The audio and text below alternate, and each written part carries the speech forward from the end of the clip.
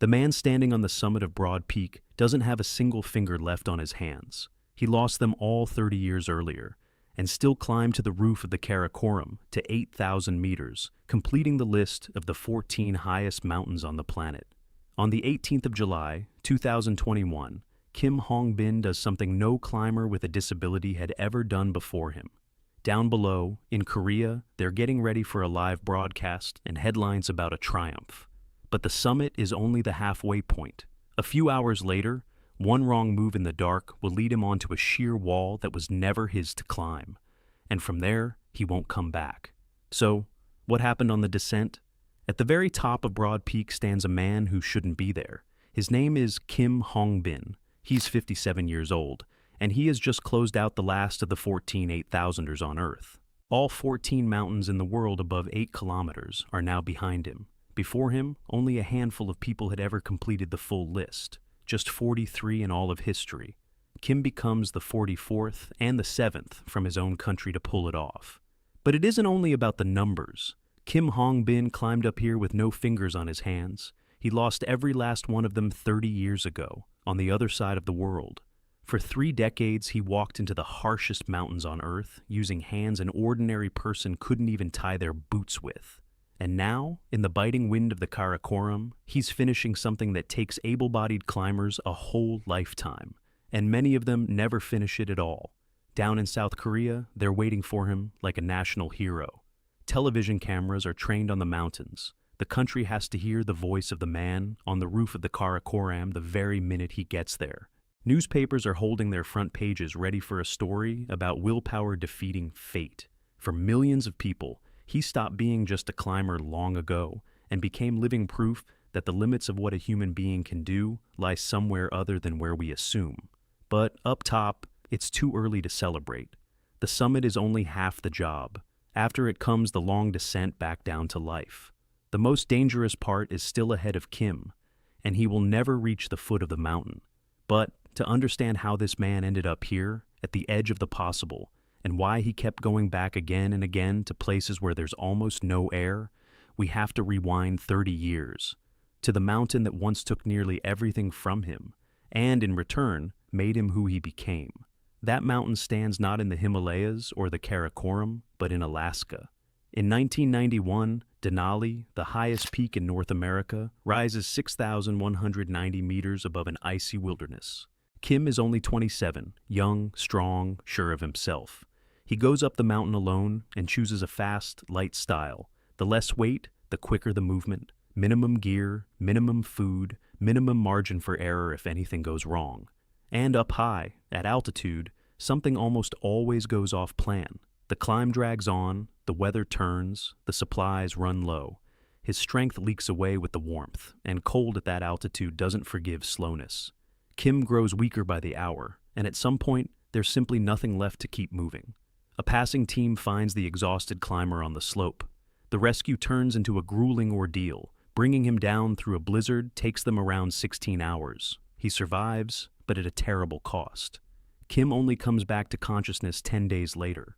And when he's able again to grasp what happened, the main thing becomes clear. His hands couldn't be saved. After a long course of treatment, he loses the fingers on both hands.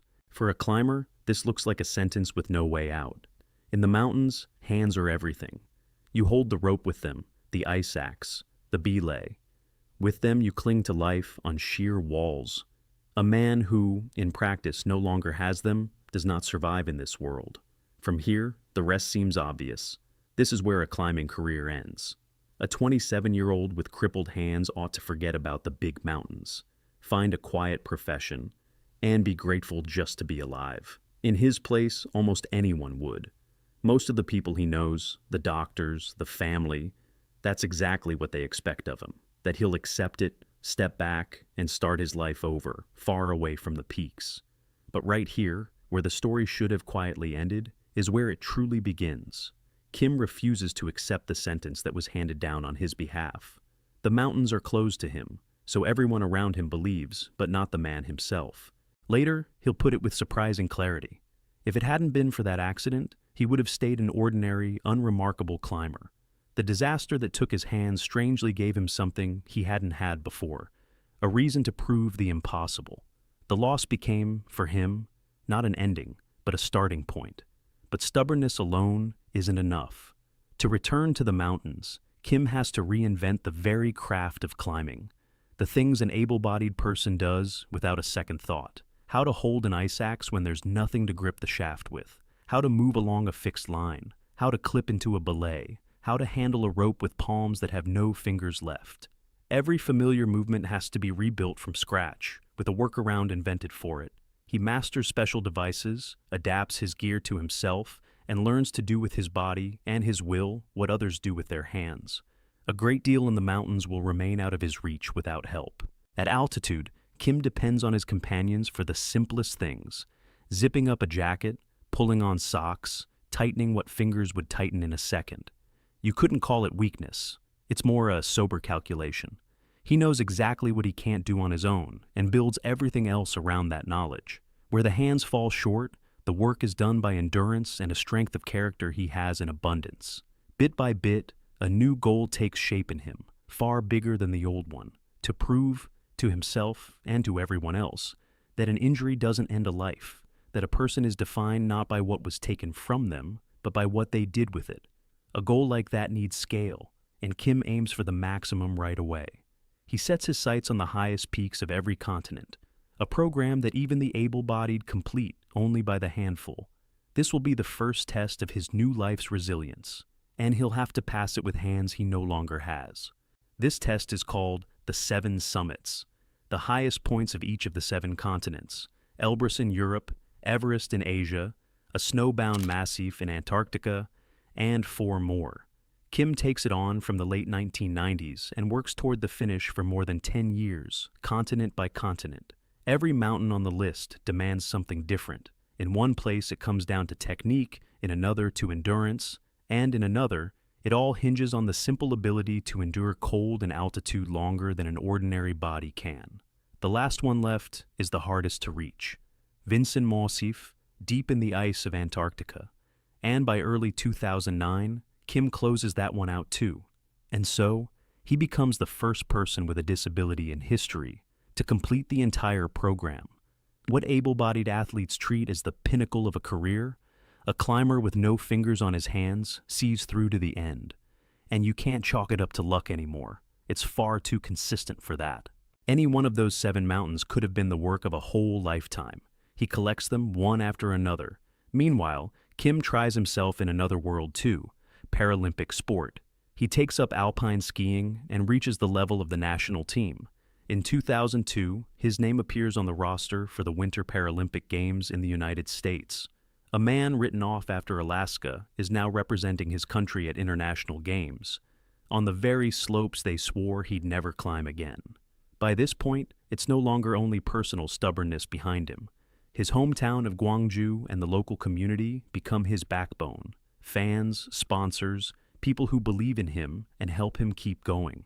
Kim stops being a loner defying fate in a vacuum. Now, he's a figure people follow, whose climbs are awaited. And right away, before he's even officially finished the 7 summits, he opens up the next front, more dangerous than anything that came before. A front where mountains are measured not by continents, but by a height of 8,000 meters, and where the price of a mistake is incomparably higher. There are only 14 such mountains on the entire planet.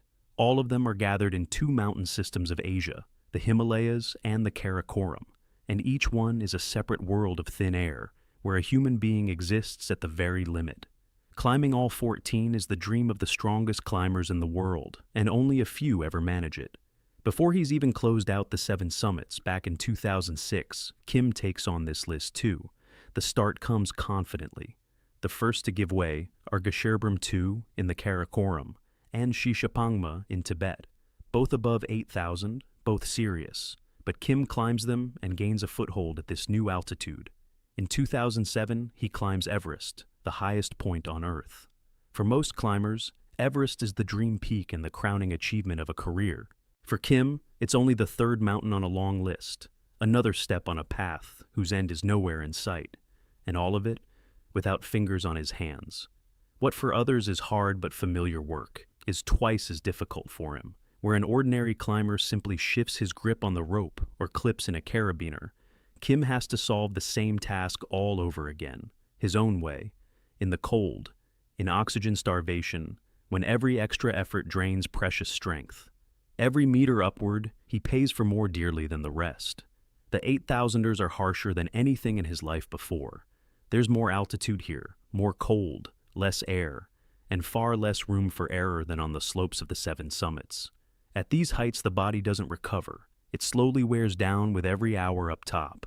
But Kim keeps going, mountain after mountain, and what began as a way to prove himself gradually turns into something more, the work of a lifetime that pulls him in completely. And among the giants still waiting for him on the way, there's already one that's special, the one that will become both his greatest triumph and his final frontier. By the early 2010s, Kim hits his main rhythm. The 8,000ers now fall one after another, year after year, as if he's found his own formula for mountains that break the able-bodied. In 2011, he climbs Cho Oyu, the 6th peak on the list. It's considered one of the more accessible among the giants, but accessible here is a relative word. People don't come back down from it either. In 2012 comes the turn of a mountain feared more than Everest, K2, the 2nd highest peak on the planet. K2 forgives no mistakes and is reckoned one of the most dangerous mountains for anyone who dares it. The odds of coming back from here are grimmer than almost anywhere in the mountains. For a climber with no fingers, it's a test of an entirely different order. Kim passes that one too. After K2, he earns a reputation as a man who must never, under any circumstances, be underestimated. Next onto the list go Kangchenjunga on the border of Nepal and India, and Manaslu in the very heart of the Himalayas, both formidable, both above 8,000.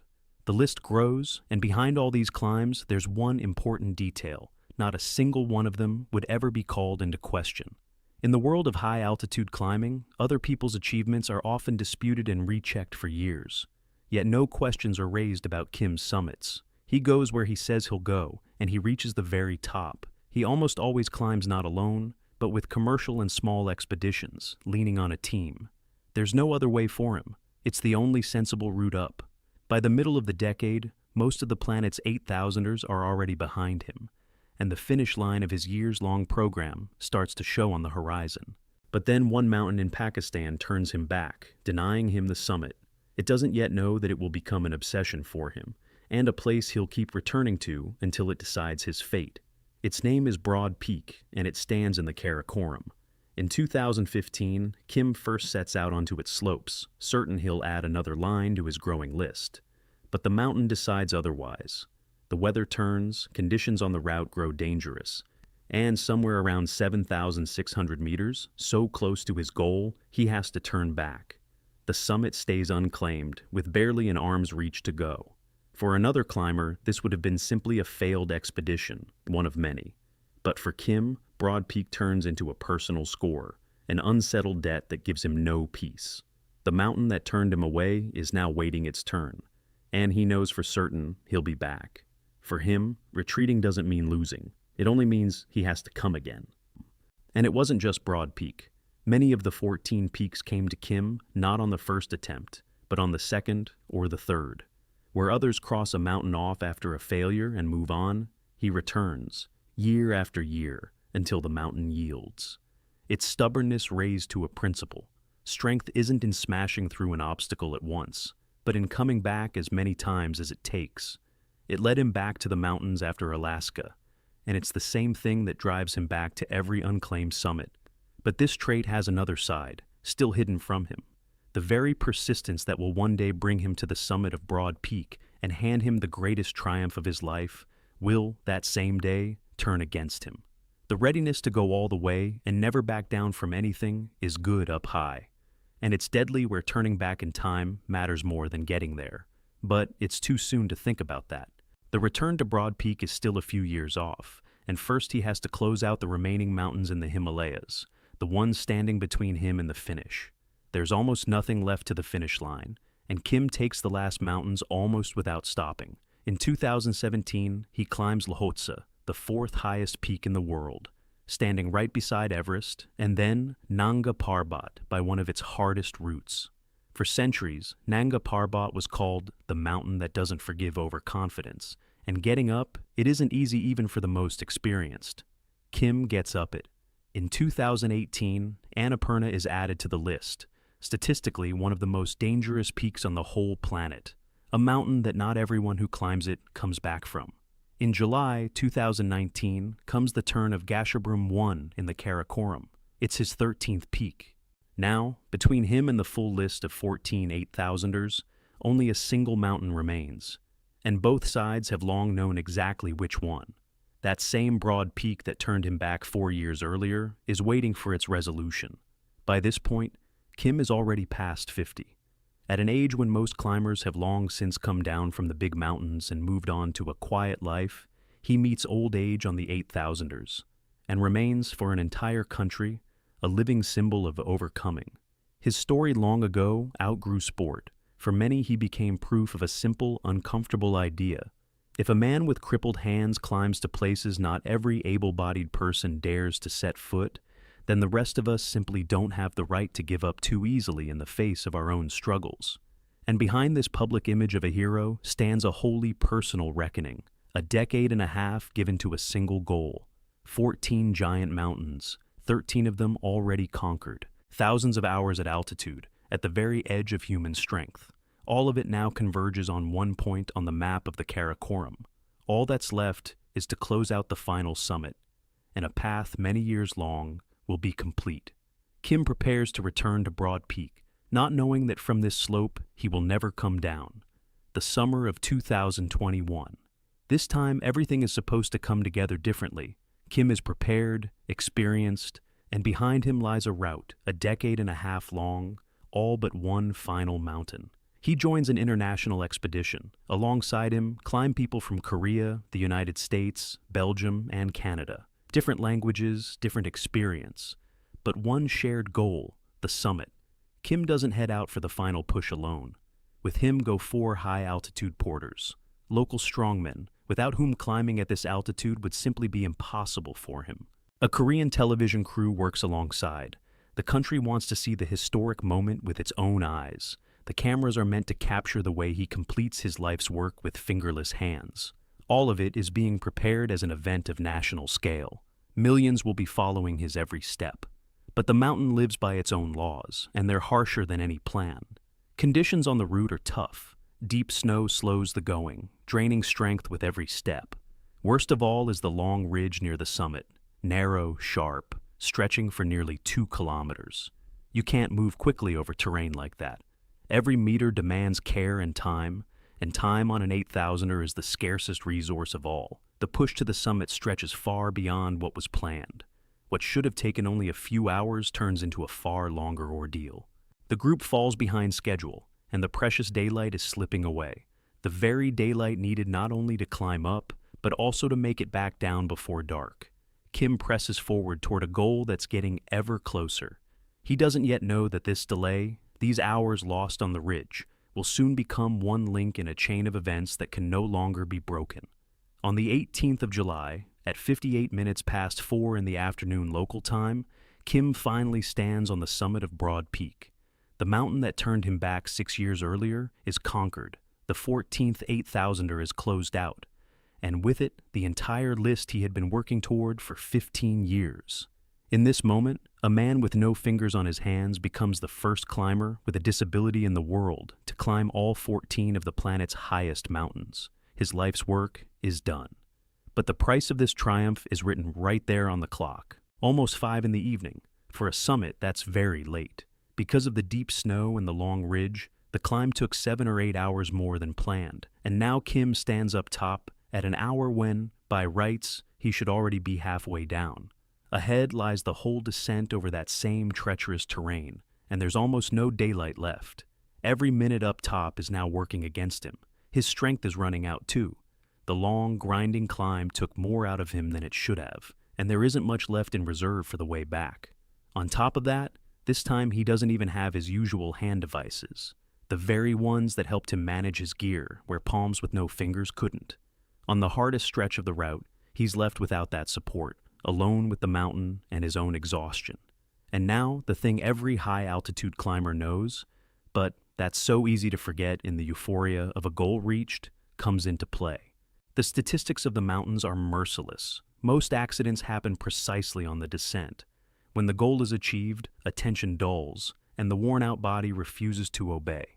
Kim stands on the summit of his dream, in the thin air and the late light of the fading day. And the unraveling begins with the very first step down. And the conditions for this descent couldn't be worse. The day is dying, snow comes blowing in, visibility drops. From the very start, it goes hard, and soon movement stops altogether. Ahead, a bottleneck forms on the fixed lines. The narrow route, on its sharp sections, doesn't allow you to simply go around the obstacle. Here, everyone moves along a single strand of fixed rope, and any holdup stops the whole chain of people behind. Kim tries to get around the jam. In the dark, in the wind, with his goggles caked in snow, he searches for a way down, and makes a fatal mistake. Instead of the descent line along the main route, he clips onto an old foreign rope, left here at some point by earlier expeditions. In that moment, it seems logical. A rope is a rope. It runs downward. You can descend on it. But this particular strand leads in entirely the wrong direction. The old rope carries him not down the familiar slope, but onto the opposite, Chinese side of the mountain.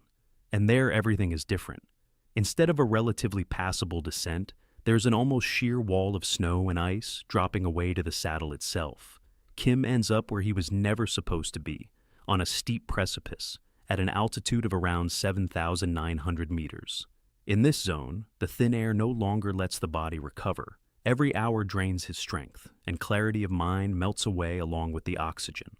Later, when the story spreads around the world, a short and convenient phrasing will appear in countless retellings, that Kim simply fell into a crevasse. But those who were on the mountain in those hours and saw everything with their own eyes tell it differently. There was no fall into the glacier. There was a descent down the wrong rope onto the sheer wall of a foreign slope. A quiet, almost imperceptible mistake in a place where there's no room for mistakes at all. One wrong turn in the dark, one clip onto the wrong strand, and a triumph not even a few hours old begins to turn into disaster.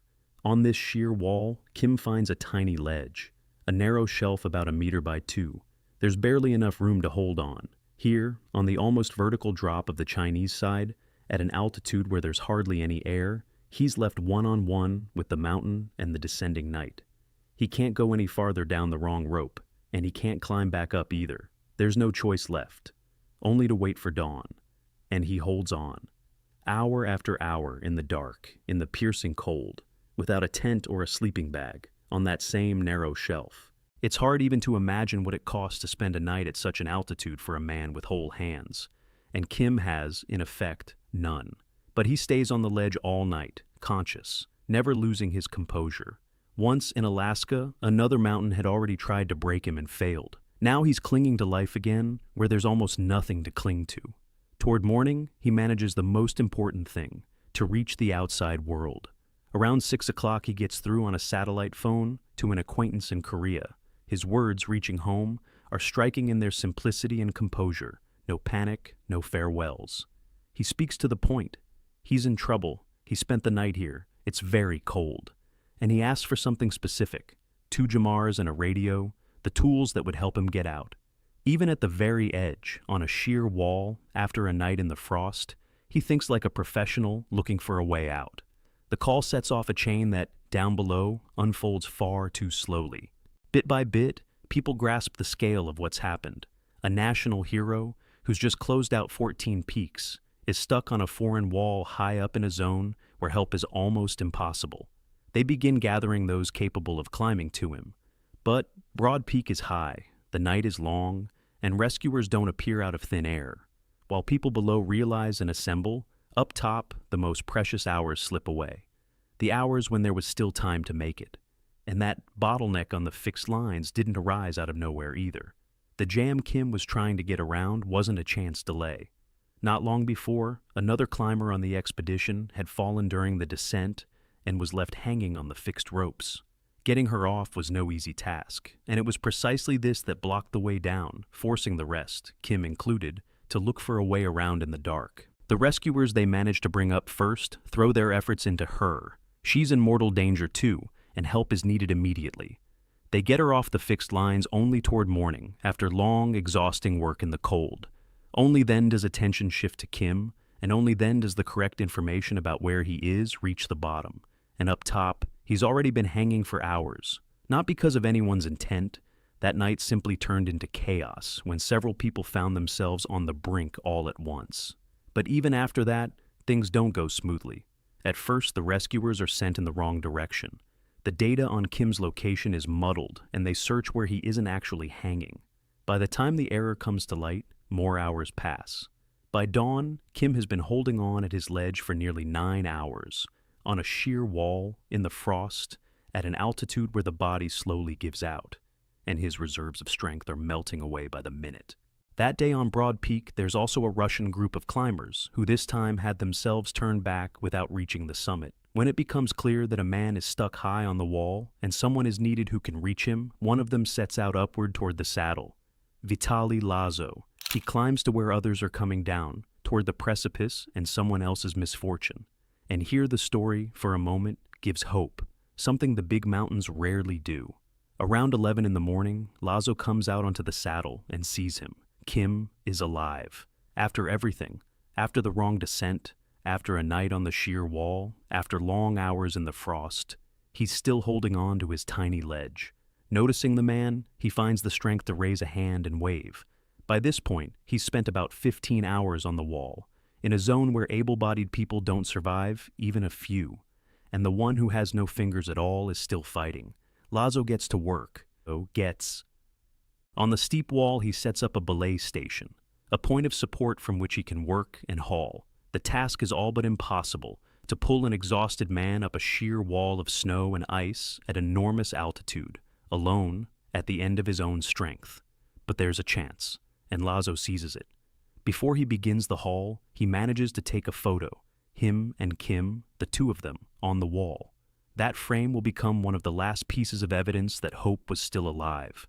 Meter by meter, Lazo hauls Kim upward, toward rescue, away from the drop. He manages to raise him about 15 meters, wrested from the mountain at the cost of a superhuman effort. It seems the worst is behind them, just a little more, and the man will be brought back. But here lies what neither Lazo nor Kim can foresee. The rope the rescue runs along is not a sturdy new line, but the very one that led Kim onto the foreign slope. Knotless, worn out by time and frost, it had long since served its purpose. And up top, on Kim's hand, at the worst possible moment, his Jumar jams, the clamp that's supposed to slide up the rope. Because of this, slack forms in the system, a sag that shouldn't be there. Tension, load, an unreliable old rope, a jammed clamp. All the conditions for disaster converge on a single point, and only moments remain before the end, and it's all decided in an instant. When the slack rope snaps taut under the weight, the time-worn strand can't bear the load. What was meant to be the rescue breaks in the middle. A second before that, Kim manages to say the most important thing. He thanks Lazo for coming, for trying to save him. No reproach, no panic, only words of gratitude to the man who climbed a sheer wall for his sake. It's the last thing he manages to say. In that moment, Kim falls from the wall. At such steepness and altitude, there's nothing left to be done. Lazo, who only a moment before had been holding him a few meters away, is left on the wall alone. The rescuers immediately survey the slope below, examine everything within reach, search for any trace. But the wall is silent, not a sign, not a clue. The mountain takes the man and gives nothing back in return. When the news reaches base camp and then Korea, down below, they do everything still possible. A command center is set up. Big-time politics enters the picture. The tragedy played out in a hard-to-reach place at the meeting of borders. Diplomats from 2 countries get involved. The search has to be coordinated in a place that simply can't be reached easily. The neighboring state grants permission, and a military helicopter rises to the spot at an altitude of around 7,900 meters. The aircraft is sent up 3 times. It heads to the wall again and again, the pilots doing what's nearly impossible at such an altitude, surveying the slope from the air. But the result is the same. Kim is nowhere to be found. Neither the people below nor the aircraft above find a trace. The body will never be recovered. After 8 days, having exhausted every possibility, the search is called off, at the family's request. With that, the last hope of bringing him home is gone. and the story of the man who climbed all 14 of the world's highest peaks is left unfinished there, on a nameless ledge of a foreign slope. And yet, it doesn't end there. Down on the ground, a completely different dispute flares up. The decision to call off the search is hardest of all for the family, and behind it stands Kim's own will. His wife will later tell how he said, while still alive, if something were to happen to him in the mountains, no one should risk others for the sake of saving him. He didn't want anyone to die trying to bring back his body. In those words is the whole character of a man who depended on his companion's help all his life and, to the very end, never wanted that help to cost anyone their own. In his homeland, they send him off like a national hero. The country that had followed the climb, live, and prepared a celebration instead of a triumph, lives through a loss. Posthumously, Kim is awarded the state's highest sporting honor, recognition for a man who turned his own injury into a symbol of unbreakable spirit for millions. His name enters the country's history as an example of what human will is capable of. But before long, something quite different mixes in with the grief. Vitaly Lazo, the only one who managed to climb up to Kim and be beside him in his final hours, speaks publicly about what he saw on the mountain. His account raises difficult questions. By his telling, that night other climbers were descending the same section, and the light of Kim's headlamp, as he recalls, was visible, and perhaps word of what had happened could have been radioed down sooner. Lazo himself doesn't level accusations at anyone in particular. He speaks more about how hard it is to give help at such an altitude. Lazo's words raise an old and heavy question about ethics in the mountains. Is everyone obliged to drop everything and help a stranger at an altitude where you can barely stand on your own feet? The picture here is far more complex than any clear-cut judgment. Darkness, snowfall, extreme exhaustion, someone else's misfortune at every turn. In such conditions, people are sometimes unable to help even themselves, let alone others. And judging from the outside, who could have done what is all but impossible. So, the question of whether Kim could have been saved remains unanswered. And after this moral debate comes a second turn, an entirely unexpected one, and it will play out not on the mountain, but in a courtroom. It begins with a document that's hard to imagine against the backdrop of a nation's grief. After the tragedy, the question of the cost of the rescue operation arises. The helicopter search, the approvals, and the work at altitude cost a considerable sum, and the decision is made to recover those expenses through the courts. And the suit is addressed not to some abstract body, but to the Climbing Federation of the city of Gwangju and several of Kim's companions from that very expedition, the people who were beside him on the mountain. The amount in question is about 68 million won. The dispute isn't resolved quickly. The case passes through every court instance, from the first to the very highest. Lawyers, hearings, appeals, everything endlessly far from the snowbound walls of the Karakoram, where the real drama played out. The litigation drags on for more than a year, and leaves Kim's loved ones and his companions in limbo. In 2025, the country's Supreme Court puts an end to it, conclusively upholding the demand to recoup the costs. The ruling becomes a precedent, the first case of its kind in the state's history, where the rescued, or rather their loved ones and companions, are charged for the cost of the rescue operation, and society meets it with a wave of outrage. Many ask the question, if, after a person's death, their loved ones face a bill for the very attempt to save them, then how is that fair at all? An amendment to the law is brought before Parliament, meant to protect those who will be rescued in the future, and it's unofficially linked to Kim's name. And with that, the story comes full circle. A man with no fingers on his hands climbed all 14 of the planet's highest peaks and proved that the limits of the possible lie farther than people tend to think. He stayed there, up top, on the wall of a foreign slope, at the end of a path he devoted half his life to. And on the ground, after him, two legacies remained at once, a record that will go into the textbooks, and a hard, uncomfortable question. Who should answer for rescue in the mountains, and how and who foots that bill when everything is already over?